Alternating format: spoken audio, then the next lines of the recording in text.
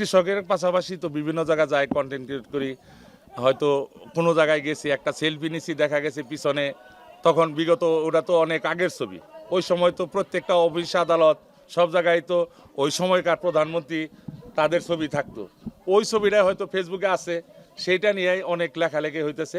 কিন্তু সবচেয়ে সত্য কথা হলো আমার জীবনে আমি কোনো রাজনীতির সাথে জড়িত হইনি, এটা হলো সবচেয়ে বড় কথা। আর আমি একজন প্রান্তিক পর্যায়ে কৃষক। আমার নিজের মাত্র 13% এই বসত বিটাটা আছে, যেটা আপনারা দেখতে পাচ্ছেন। আর আমার একটা স্কিম আছে, এরিয়ার স্কিম আছে। এখানে আমি কিছু বর্গা জমি চাষ করি। অনেক অফিসার বিন্দু, অনেক লোকজন আসছিল, ওনারা স্যাররা আসছিল, সবাই দেখে গেছে সরজমিনে। এবং আরও ইনভেস্টিগেশন চলছে, ভূমি অফিস আছে, সব জায়গায় দেখতেছে। এটা নিয়ে আমি কোনো বিচলিত না, কারণ যেটা সত্য সেটাই আমি সবার সামনে বলছি।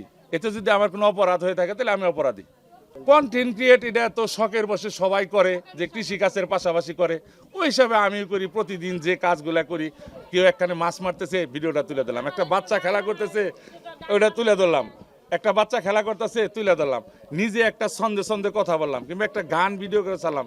আমার যে লাইভ ভিডিওগুলো আছে, আমি প্রত্যেক মোটামুটি একটা ভালো কণ্ঠ আল্লাহ আমার দিচ্ছে। আমি লাইভ এসে আমার গানের লাইভের লেখাই থাকে, হিডিং লেখা থাকে যে গানে গানে লাইভারটা, ঠিক আছে।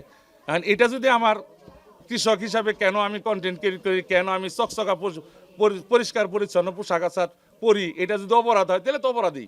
কৃষিকাজের পাশাপাশি যদি ফেসবুকে কন্টেন্ট ক্রিয়েশন করে 2-1 টাকা উপার্জন করতে পারি, এটা কি কোনো দোষের কথা? আপনি আমাকে বলেন। তাহলে কেন আমার উপরে এত জুলুম, অত্যাচার, নির্যাতন? বিভিন্ন সোশ্যাল মিডিয়া, বিভিন্ন ফেসবুক পেজ থেকে আমার ওই এআই দেয়া করা ছবিগুলা নিয়ে ভুল ভাল তথ্য প্রচার করে আমি কি এখানে অপমানিত হচ্ছি না? এটা আমার খুব দুঃখের বিষয়।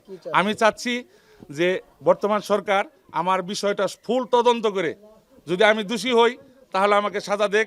আর যদি আমি দোষী না হই, যারা আমার বিরুদ্ধে এইরকম মিথ্যাচার প্রচারণা চালাচ্ছে তাদের বিরুদ্ধে একটা আইনানুগ ব্যবস্থা নেই।